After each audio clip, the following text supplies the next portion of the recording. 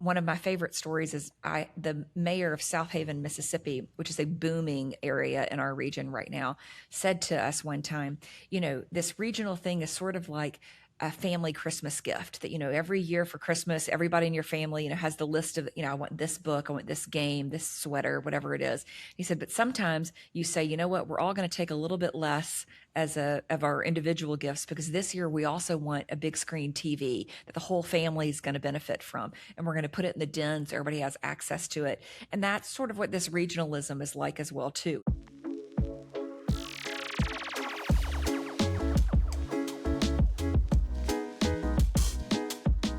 Welcome to Pathbreakers, a podcast from the Kresge Foundation. On each episode, we explore who has the power to shape a city. We're talking with changemakers and city leaders who are tackling big problems in unexpected ways. We'll learn more about the path-breaking work that they do, get into the nitty-gritty of how they get it done, and get some lessons from their playbook that you can implement in your own city. Hi, I'm Tracey Pearson. I work on the communications team at the Kresge Foundation. And I'm Tracey's co-host, Jamie Bennett. I work at the intersection of arts, culture, and equitable community development. This is episode 4 of our Memphis City series. And in Memphis, we've been looking at what it takes to create conditions for long-term family stability, what it takes to create a place where families can really thrive for generations. And up till now, we've been focusing on the city itself. But like all cities, Memphis is not an island. It sits in a state, it sits in a region. And on this episode, we want to zoom up to that regional level. Anna McQuiston is the executive director of the MidSouth Development District, a quasi-governmental organization that serves 6 counties and 38 cities across West Tennessee, East Arkansas, and North Mississippi. Anna leads their work on the big picture infrastructure of life in a metropolitan area. Think things like community and economic development, transportation planning, land use, and federal grant acquisition. Anna and her colleagues at MDD, the MidSouth Development District, maybe they're not building farms and opening new apartment buildings like some of the other pathbreakers we've been talking with, but they're doing something that's equally important. They're actually tending to the conditions that make new farms and new apartment buildings possible. And they're doing this with a regional focus, creating a shared vision and encouraging collaboration that will allow the region to thrive rather than compete with itself. That's right. Our central question this season has been, who has the power to shape what happens in a city? If that answer includes families, which it always should, today we get to ask Anna, what does family stability require in that system and at a regional level? And what happens when cities, counties, and states that have historically competed for resources decide to work together to pool their power and get resources together? Absolutely. And that's enough for me and Tracey. I think it's time to welcome Anna. Anna, thank you so much for being with us today. Thanks so much for having me. Absolutely. Tell us where are you sitting right now? What's the room you're in? What's the building you're in? What neighborhood are you sitting in? I am sitting in downtown Memphis on the top floor of the Downtown Memphis Commission building, where MDD currently operates out of the 5th and 6th floor. If you could look out that window behind me, City Hall is back there, and City Hall Plaza, and the federal building and the county building. So we're right here in the heart of it all. Awesome. Now, how long have you been in Memphis? Are you a born and bred Memphian? I am a bred Memphian. I was actually born in New Orleans, and my family moved up here when I was a wee tot. And I've done some stints in Knoxville, and I lived in Boston for a little while, but Memphis always calls me home. So I say that I'm a Memphian by choice. So, how do you describe Memphis for people when they come or they want to talk about Memphis? How do you describe it? It's home, right? It's authentic. It's a culture capital, and I love to do it. It's so rich with artists and culture. And so I always steal. A friend of mine a couple of years ago, who's an artist, about a decade ago, was doing a campaign. And he described it as, he said, Memphis is the fiber-wired live music, European connection, slow-cooked ribs from heaven, never sleeping, funky, fast soul of the global economy. And I think that's the best description of it I've ever heard. Jamie, let's book our tickets now. I was going to say, I'm there. Enough of this. Anna, we're coming. Come Now, on down. We'd be happy to Memphis welcome is you. awesome. Yep. Memphis is awesome. You're sitting in Memphis, but Yes. Memphis is also sort of the geographic center of what you call the Mid-South. So Yes. help folks understand, what is the Mid-South? What are we talking about in terms of people who are living there? What states are we talking about? What does it look like? Just Right. introduce folks to the Mid-South the way you did so beautifully to Memphis. Excellent. Well, so Memphis geographically is in the southwest corner of Tennessee. And that means that there are three states that meet there. The Mississippi River crosses through there as well.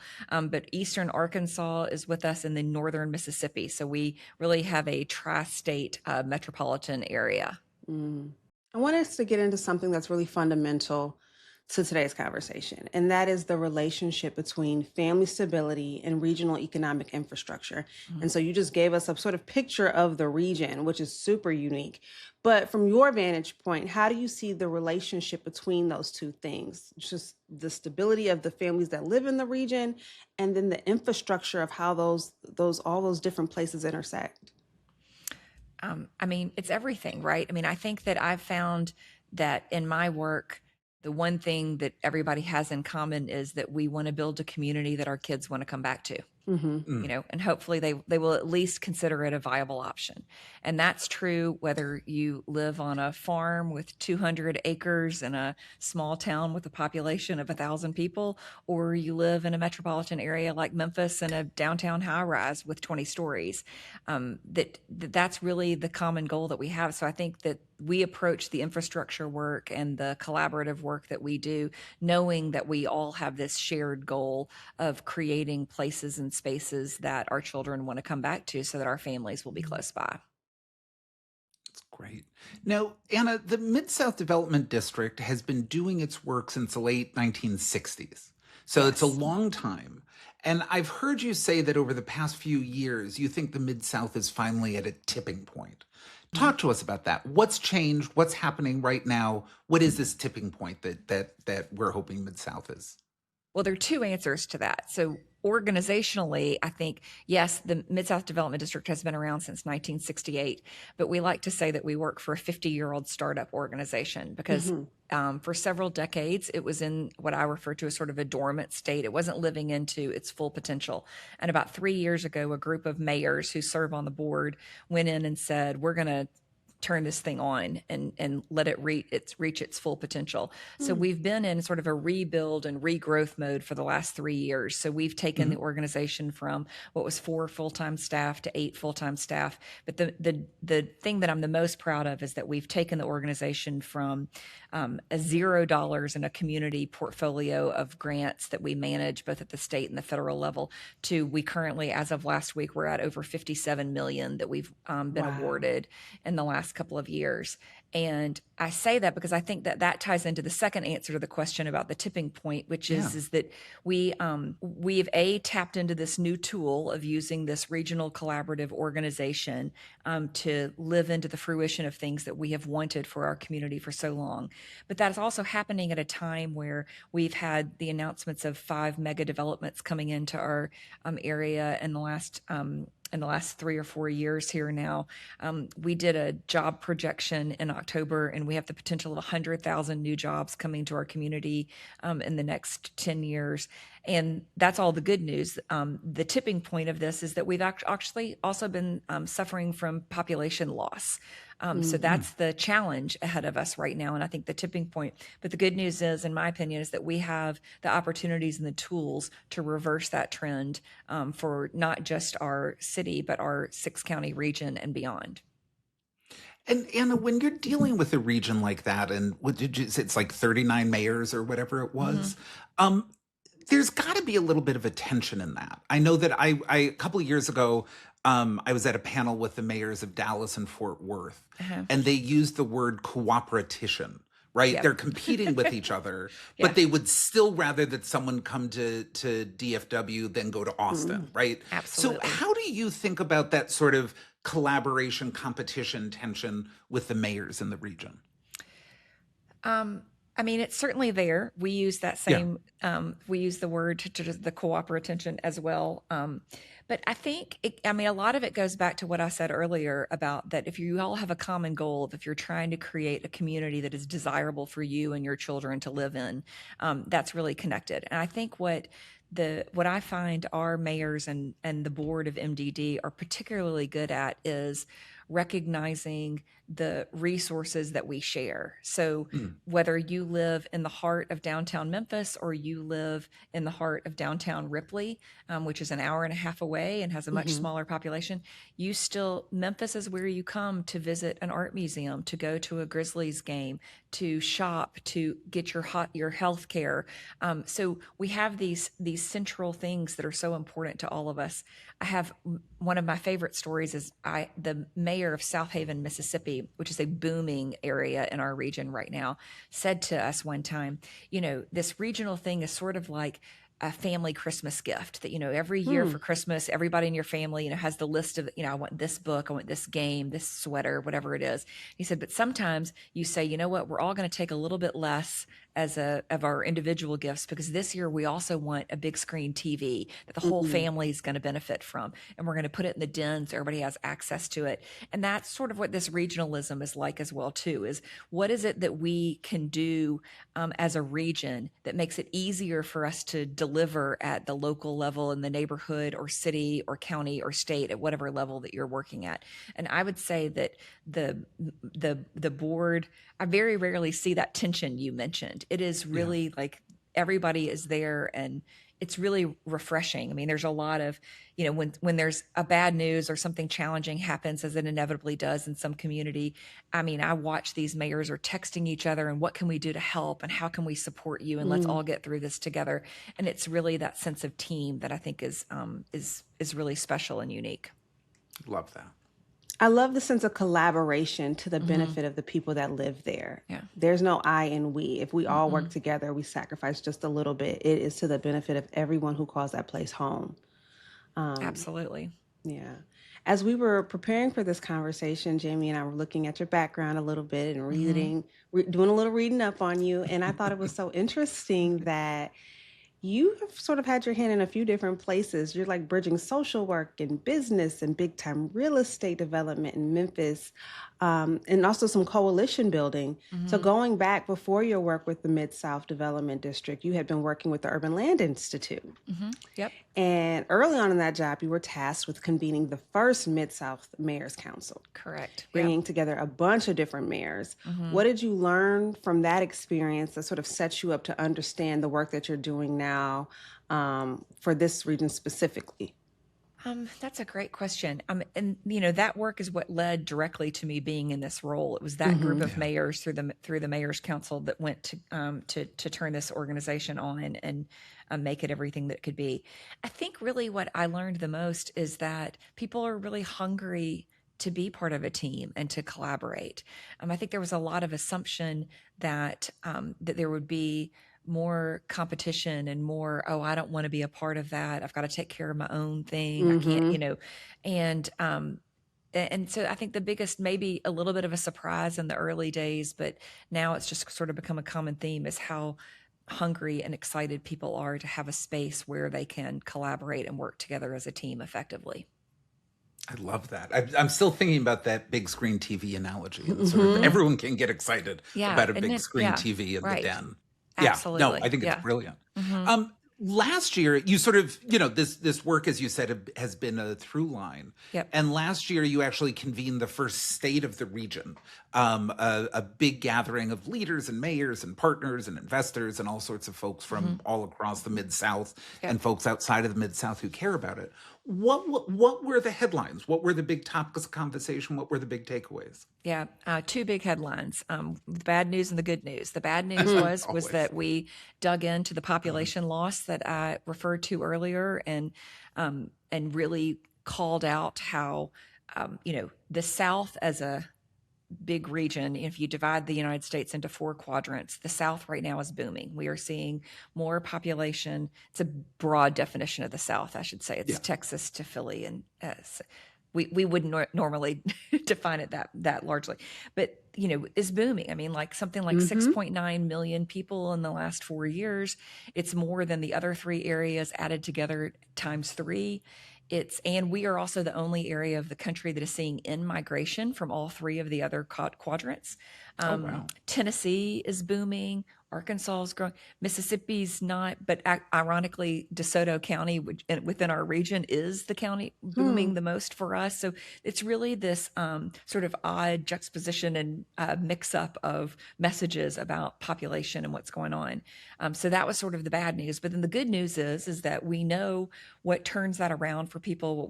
For other regions and cities, what we've seen is that it's jobs, right? So that if you have jobs, so the second message of the state of the region, we brought somebody in who did a employment forecast for the next 10 years and used both existing employers in Memphis, projected with them what was going on, talked to these mega developments that were moving in, and basically came back and said, if we continue at status quo, don't do anything different, we'll probably see 35,000 new jobs. That's just sort of our natural growth. However, if we build it, I say this is our field of dreams moment, that if we build it and we get connected about these things that help our families and our economy thrive, if we figure out workforce development and housing and transportation and connect the dots between all of those things, we have the potential of 100,000 new jobs, which reverses our population decline very quickly. But more importantly than that, I think puts our existing citizens on paths to economic mobility that have not felt that they had access to that path in the past, and then hopefully attracts new people here who are looking for that opportunity themselves. That's amazing. Tracey, can I jump in with one quick follow-up? Because Sure.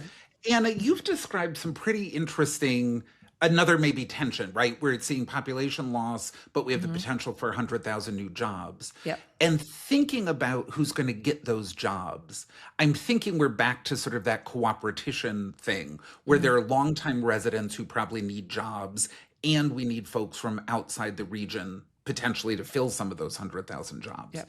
So how do you think about balancing those two things, right? This is a tension for almost any community. How do you think about balancing what existing residents need with sort of attracting newcomers to come join them?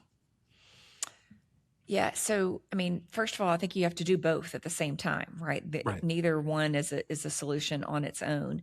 And so I think that for our existing residents, I have a colleague that always says, our job is to make it easy for people to do the right thing. And so I think that that's what our workforce ecosystem needs, is we need to make it easy for people who want a job to find a job, and a good job that provides economic mobility to their family.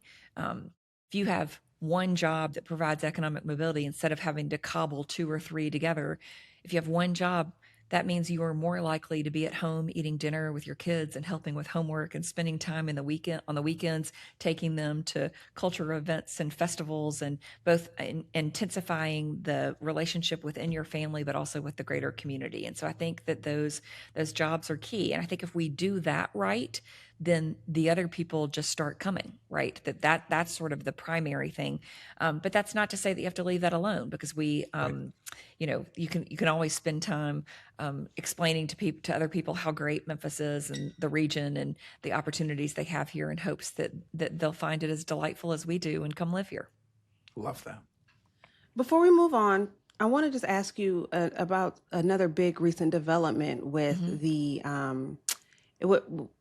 sort of like a to-do list, and that is the Comprehensive Economic Development Strategy document that your team worked to produce. Yep. Could you tell our audience just briefly what that document is, what it does, and how it's helping people get further down south on 75? Because to your point, I do feel like every other person that I hear that is moving, they are in their U-Haul on 75 headed down south. I sit in Detroit, Anna.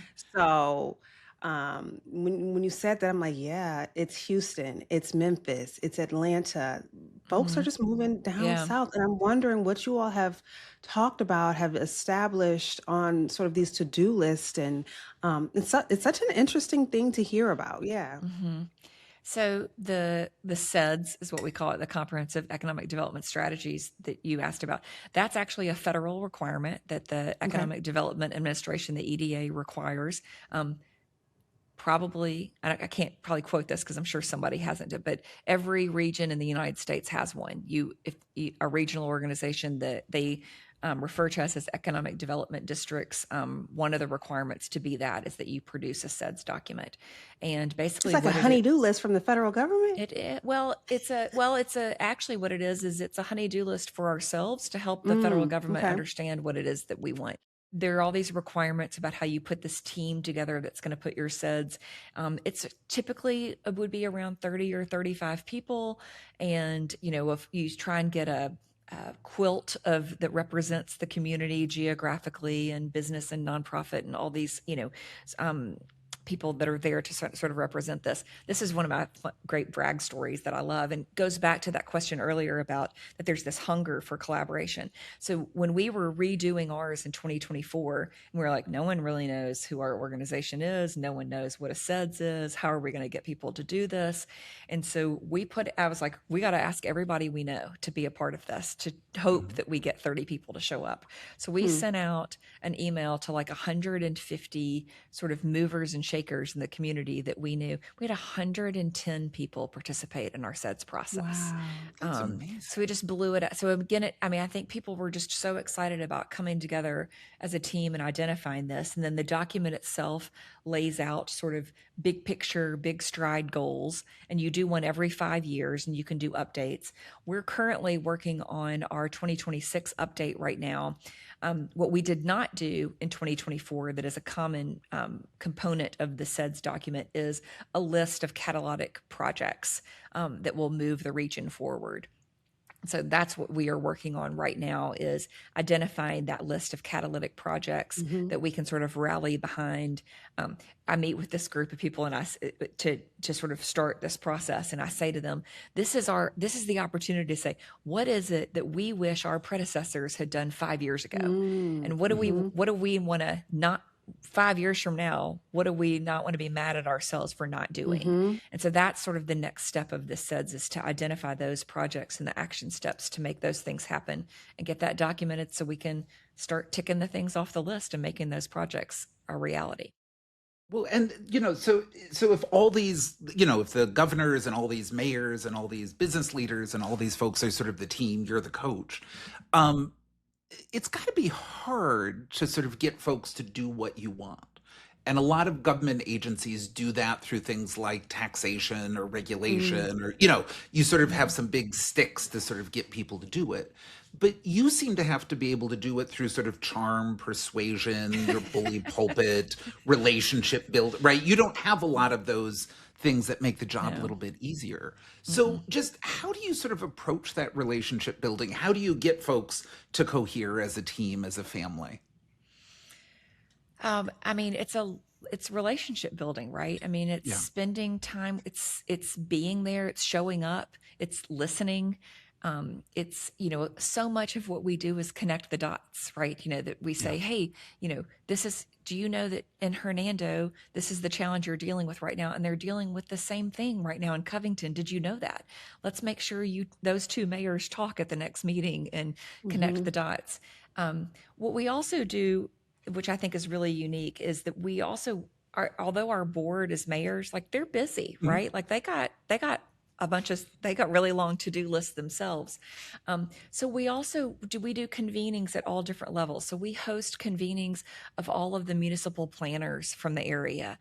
That's one of the most fun ones to be in, because they're definitely, like, this policy is doing this and it changed this housing thing for us. And it's so fun to listen to them talk and adopt each other's things and learn what each other is doing and how do we apply those in different places, the successes in different places across our community.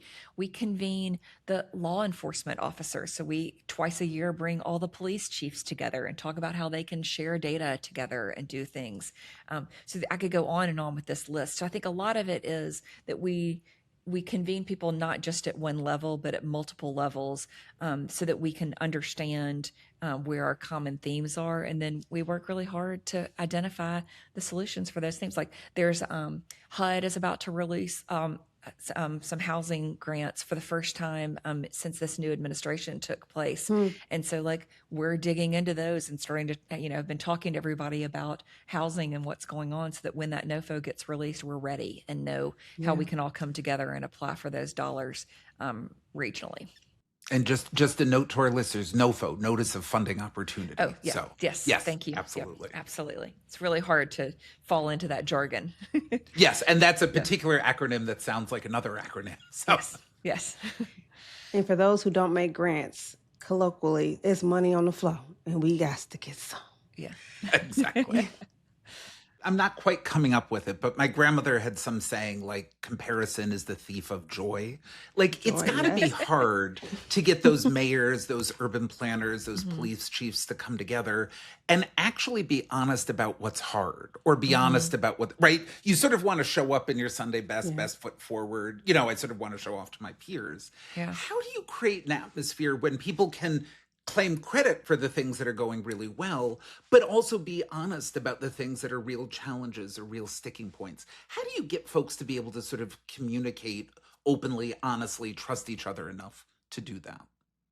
I mean, I think it goes back to relationship building and trust again. I mean, we've been working on this for over a decade. I mean, even though this rebuild has been happening for 3 years, we had the first meeting of the Mid-South Mayors Council in 2013. So for 13 years, and a lot of people, it's the same mayors, right? And they've been showing, and we do a lot of, we have meetings, but then we also do things like we went on a tour of the BNSF Railroad Yard here in Memphis together and we did a tour of the port together. We did a tour of the airport together.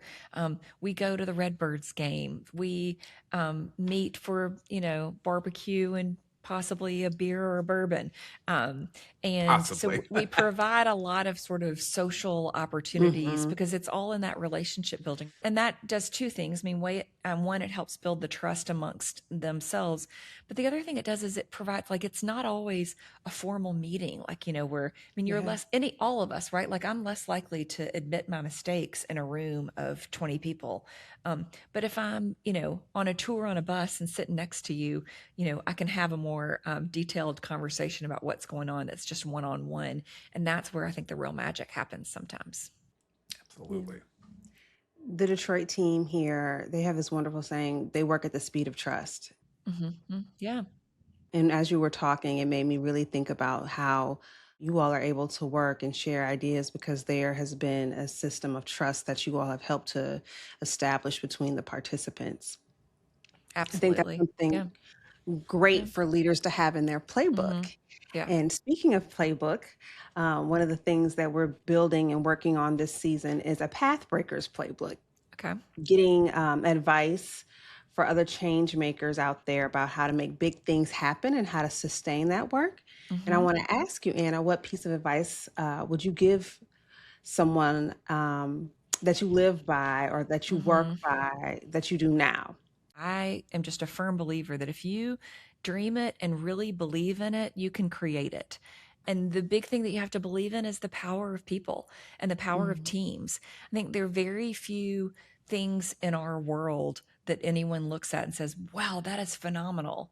Good thing that one person did it by themselves and, and figured it out, right? I mean, there's always a story about a team, a group of people, who came together and dreamed something bigger and believed in it and worked together to create it.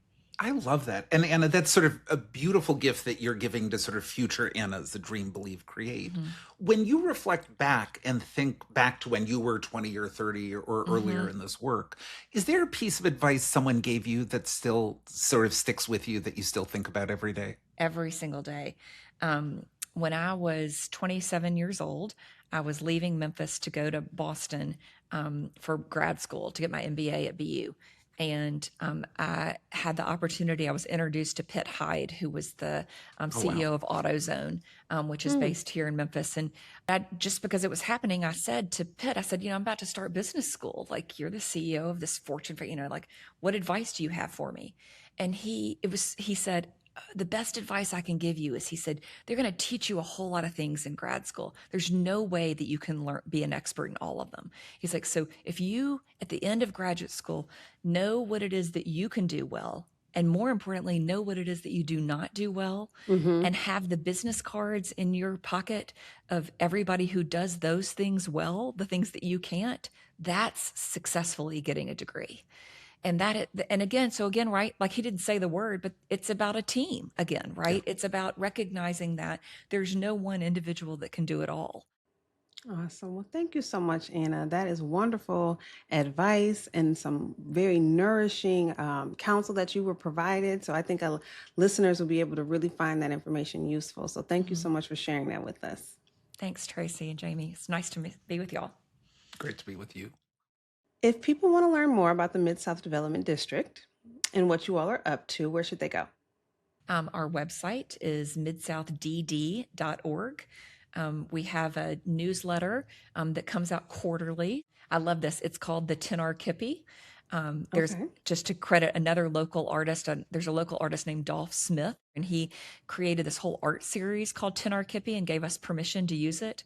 And I have to tell you this because this is so great. He says the 10R Kippy is a mythological region, that it's an apolitical partisan community. It's upbeat and a little loony.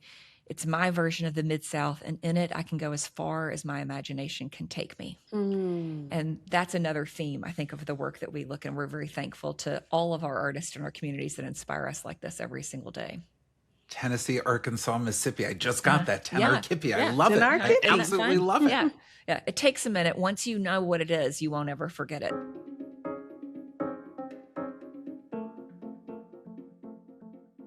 Pathbreakers is produced by the Kresge Foundation.